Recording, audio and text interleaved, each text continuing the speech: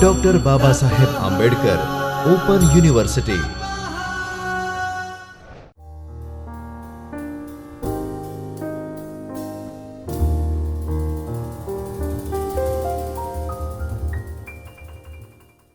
Namaskar students, I Dr. Jainee Shah welcome you all to Dr. Babasaheb Ambedkar Open University's video lecture series. This particular section, students, is of first year BA in English main subject, paper number 2, that is Introduction to English Language. Today we are going to learn unit number 4, which is Indian English, and we are going to learn the introduction of Indian English, the development of Indian English in India and the present scenario. From this particular unit is going to be purely from language perspective, that is Indian English language. Students, the objective of this session is to discuss with you all the historical perspectives of English language in India, and also the objective here or the purpose is to understand the significance of English as foreign language in academics of the contemporary world. Students, you might be familiar with the terms British English or United States English or American English.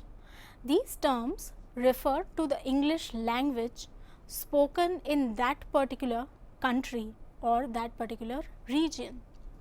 Similarly, the term Indian English refers to the regional variety of English language spoken in the Republic of India, that is in the country of India. This was the basic know-how of the term Indian English. Now, let us go deep into the subject. Students, our country India is a country with multilingual, multicultural and pluralistic setting. Basically, India is a country full of diversities and changes. Any language is characterized according to the country and the region. But apart from language, that is, language is also closely attached to a person's feeling and action or emotion. So, it is believed that an individual can perform better through the language he or she acquires natively, that is called the mother tongue. So, a person can perform better in his mother tongue. So, while language is a powerful tool of expression for a person, language is also an essential and important aspect in the growth and development of any country or region. Now, when these two concepts, one is of diversity of language and second language as a tool of expression, when these two get merged, the need to have a common language for communication becomes one of the factors which leads to the learning of English language. With this backdrop in mind, now let us move further to consider the various aspects of English language.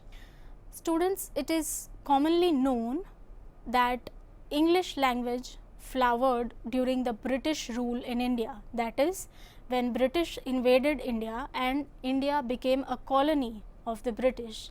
That was when English language got influenced by the Indian culture. So, there were two factors happening at the same time. For example, certain native and typically Indian words became a part of everyday English. The words you might commonly know now are from Indian origin, that are the words like loot, nirvana, shawl, bungalow, jungle, pandit, thug, etc.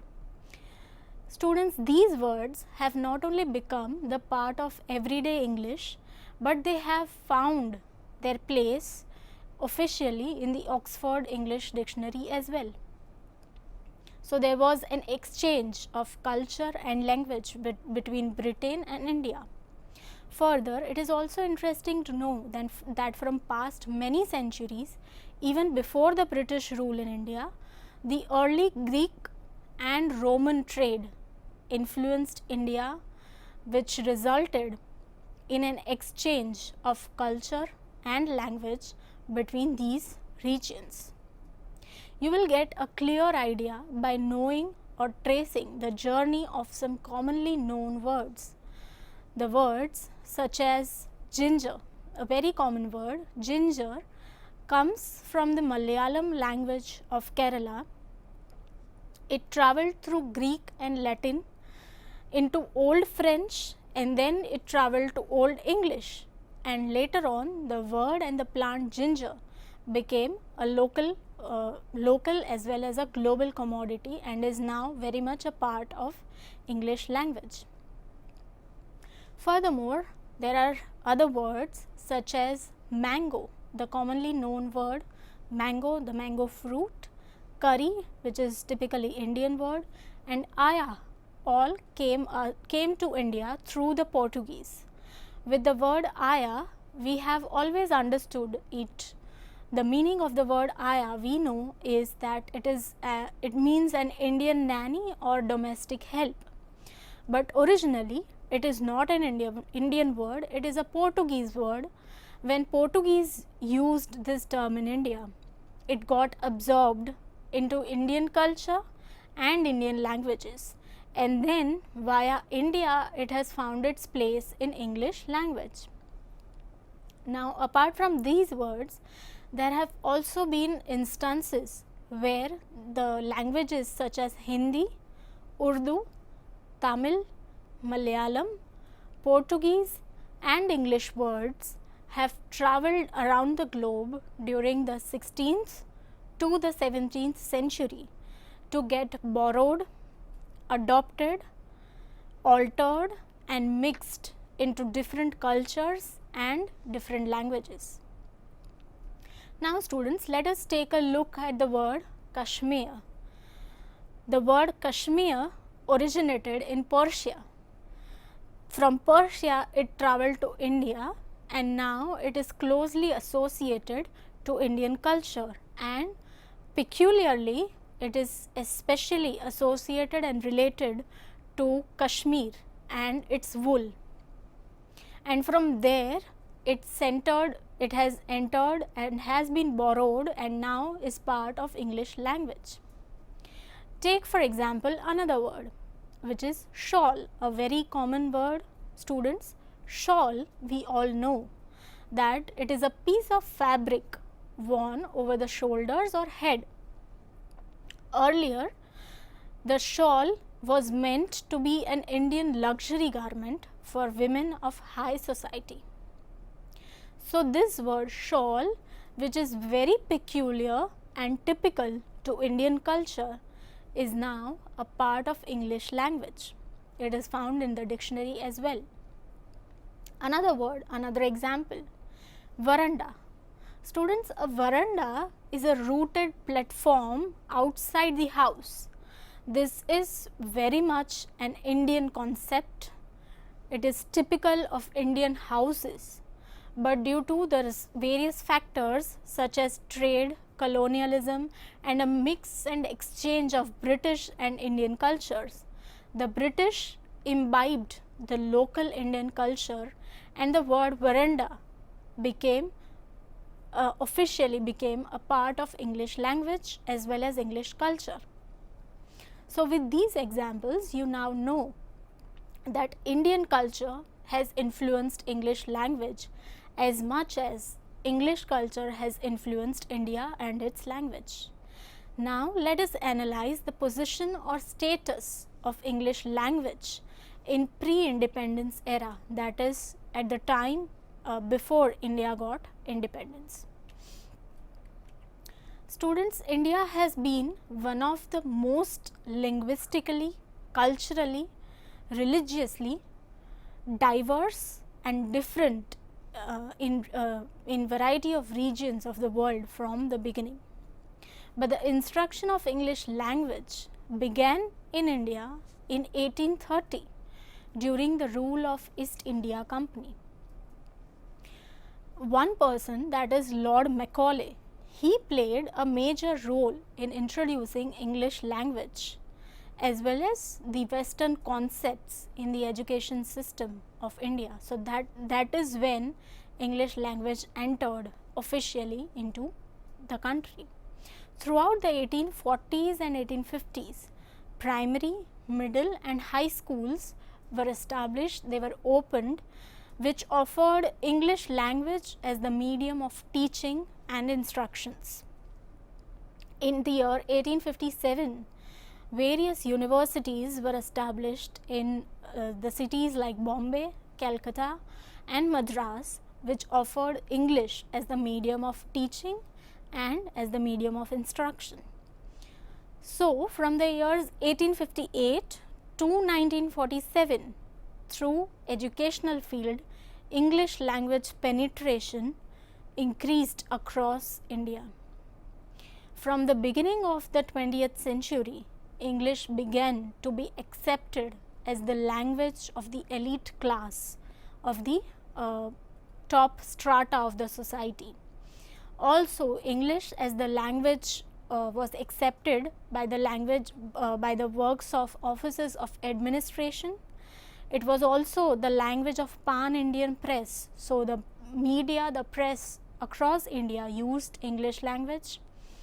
Also, English was accepted and became a language of the literature of India. Even post-independence till today, English language continues to be an official language of India, one of the official languages of India. For this scenario, there are certain highlighting factors which introduced English language in India. So, now let us see the three main phases which introduced English language in India. They were responsible majorly to introduce English language. The first phase, as you can see students, is the missionary phase. The missionary phase is the phase where the Christian missionaries propagated Christian religion, Christianity in India. As a result, the language, culture, customs, religion got influenced with the English language. The second phase, students, is that of the Indians who themselves demanded instruction and teaching and studying in English language. And also Raja Ram Mohan Roy, he favored English studies to acquire and to get knowledge of the Western scientific branches of knowledge. Students, the third and the most important phase which is responsible for English language penetration in India is called bilingualism. Students, bilingualism means a fluent use of two languages together, which began with the implementation of educational policies designed by Lord Macaulay and in his famous Minute on Indian Education, which were published in 1835. This made English language as a medium of instruction in education throughout the country. Students, apart from these three main phases, during the post-independence years, the various committees such as the Language Commission of India, they supported throughout the years, they favored and they supported the teaching of English language in the school, college and university level to propagate proper English language in India. For various reasons such as to keep in touch with the stream of ever growing knowledge, the majority of knowledge which was published in English language, because English was considered as library language which was a necessary language in the fields of higher education, also the knowledge required for the development of technology and industries in our country can be best achieved from the use of English language, also can be best achieved from the books published in English language on these subjects, on the branches of knowledge of the world. So students, these were the major reasons which established English language as the official as well as English language as the academic language of India. Now students, let us come to the four major uses or four major functions of English language within the Indian context. The first function of English language is English as lingua franca. Students, lingua franca is a term which means any language that is adopted as a common language between the speakers whose native languages are different. So, if there are two people speaking two different languages, when they boil down to any one common language, that language is called lingua franca. It is also called a bridge language. Students, of all the languages of the world, English deserves to be regarded as a world language or bridge language or lingua franca because it is the common means of global communication. It is regarded as lingua franca because it is the language of international politics, international trade, international commerce, industry, science, technology, etc. As well as Radhakrishnan has rightly said that English is the only means of preventing India's isolation from the world, because English is widespread globally around the world. The second phase, the second use or the second function, students, is that of English in education.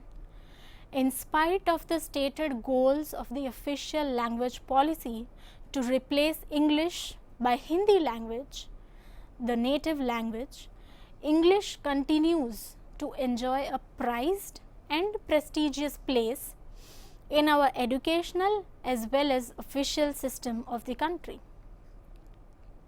The teaching of English holds an important position in university teaching programs, in school teaching programs, in college teaching programs, in national institutions, in administration, in social circuits, as well as in creative writings, also in print media, electronic media and other mediums. The third function is English language in written communication. Students, in today's times, the situation is such that books on possibly all branches of knowledge are available in English language. So, a huge amount of words, technical journals, scientific journals, commercial journals, economics, technological aspects, literary knowledge, etc. is written and is also published in English language, even if the authors or the writers of these may be non-native English speakers. They may be Chinese, they may be German, they may be Italian, they may be Indian, but they write extensively in English and they get their works published in English, because publishing your work in English ensures the widest readership of new findings of your new ideas. Now, the fourth function is English for creative writings. Students, the writers of India whose native language could be any of the numerous languages that are prevalent in India, that are native to India, but they write in English language. A majority of authors write in English language, creative writing. The earliest authors like Raja Rao, Mulk Raj Anand and R.K. Narayan, These three writers gave rise to the notion of Indian English literature. This literature, which was Indian with Indian variety of English language, and it stemmed from Indian culture and Indian patterns of life, but it was written in English language. So, the same trend of Indian English literature is continued even today with the authors like Rohinton Mistry, Salman Rushdie, Vikram Seth, Kiran Desai, Arundhati Roy, Shashi Deshpande, etc. These are the Indian writers, Indian native writers who wrote in English language. They expressed their national identity and Indian consciousness effectively by using the bridge language, the world language, or the lingua franca, that is English language. So, students, these were the uses or the functions of English language in Indian context. Students, now let us consider the objectives of teaching in English, teaching English language as a foreign language to the non-native speakers across the globe.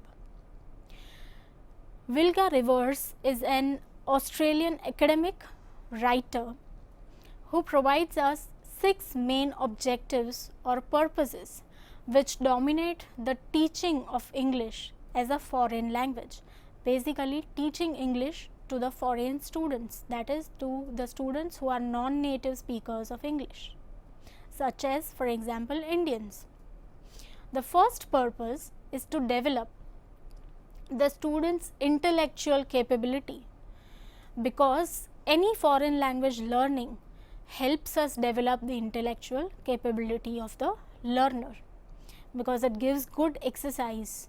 The second objective is to widen the students' cultural understanding, because when you study a different language, you come closer to the culture of that language, and also literature and philosophy.